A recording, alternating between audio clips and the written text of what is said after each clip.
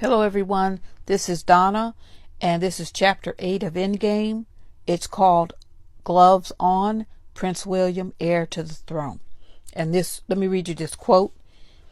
"If you're not careful, duty can sort of weigh you down an awful lot at a very early age. And I think you've got to develop into the duty role."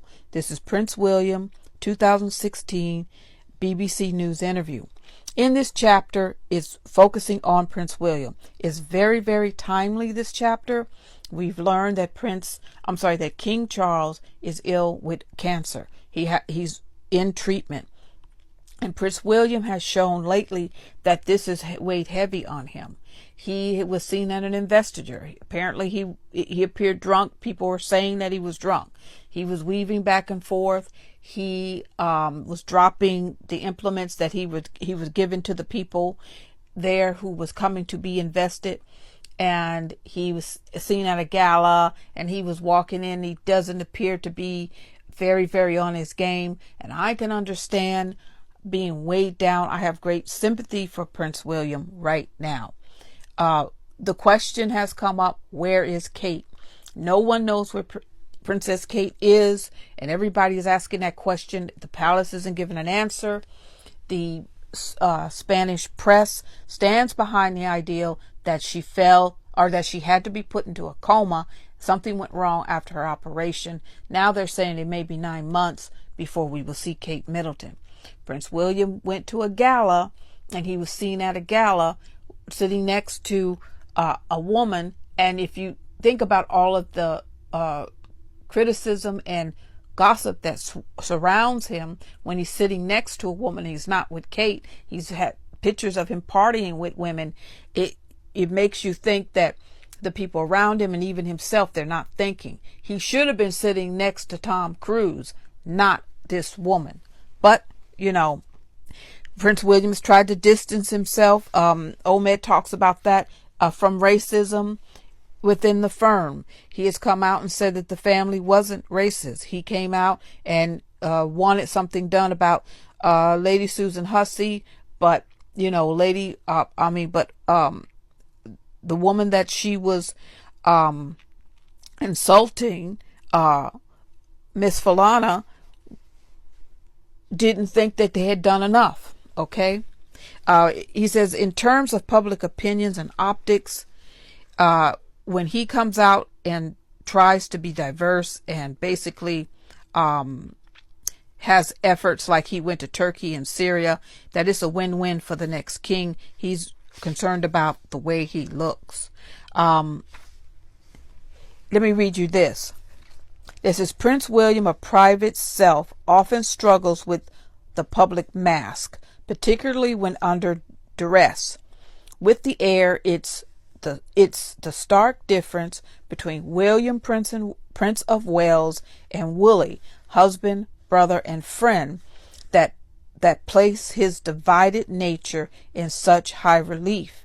Composed on the pitch, but unpredictable off, the prince has always had a wall between his observable life and his often very different private one. He also goes on to say that Prince William is really, really a nice guy. That he thinks that whatever his anger issues are, it's going to take deep psychoanalysis. He needs to be analyzed. He needs to deal with his issues, basically, because his anger, nobody knows where his anger is coming from. I think his anger comes from the fact that his mother was killed, and the way the palace handled the death of Diana has to affect any child. They weren't allowed to speak about Diana. People were making terrible comments about her death. It's reported that the Queen said, well, somebody must have fixed her brakes. They didn't care that Princess Diana had died. And this has affected William, and it has always affected Prince Harry. He talks about the ideal of his relationship with Rose Annabelle, and how the palace just basically for covers those issues that to be placed in context, put front and center, and to be addressed. They also talk about how all of the But attacks Jamaica against Harry and is, Meghan were would coming see, out of the country institution. that is very proud of our history, He very says the proud of public-facing William achieved. appears level-headed and we're confident, big on. often to the point And of we stage. intend Okay, to we have seen attain that in he short has order with our been people, given a jolt, fulfill which is, when my ambitions. mother was diagnosed with urinary tract cancer, and she did die from it. It is ground-shaking. And the things that you have to deal with, and it is just, anyone who's ever had cancer in their family or knows someone who has suffered from it knows that it is life-altering. And I couldn't catch my breath for a year or so after my mother died. It was just that difficult. So I understand why Prince William's public face isn't there right now. He says that William can be a very emotional character who is on occasion difficult to handle. Okay, so Prince William has not found his public face right now.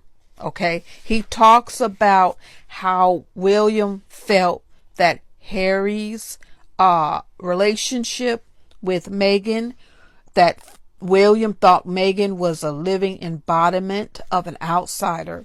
He believed Harry was swept up in her glamour and American way of life to the point that he was refusing to acknowledge the rules and risks of managing a relationship within the institutional apparatus. At the expense of the family image, it was felt that Harry was rushing into something that had serious blowback potential.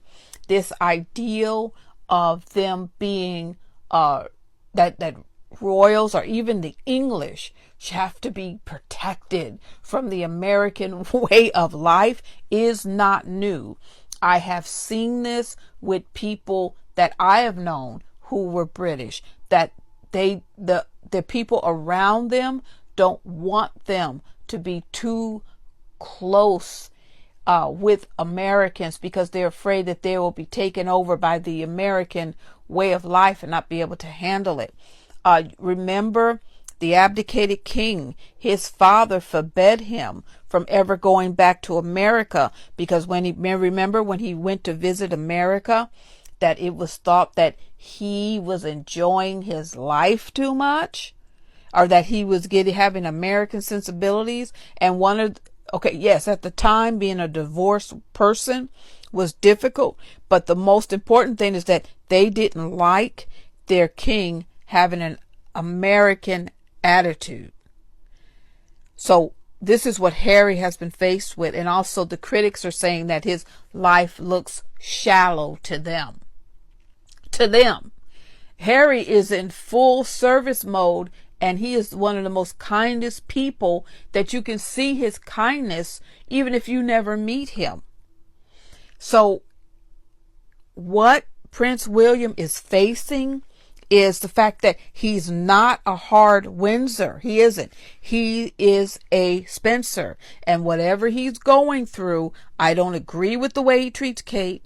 I don't agree with the fact that he runs around with a lot of women. And right now, he's going through so much, he can't find his face footing. I would argue that they have tried to turn William into something he's not, because they fear kindness, and they fear that kindness is weakness. But kindness is not weakness. Kindness is a strength.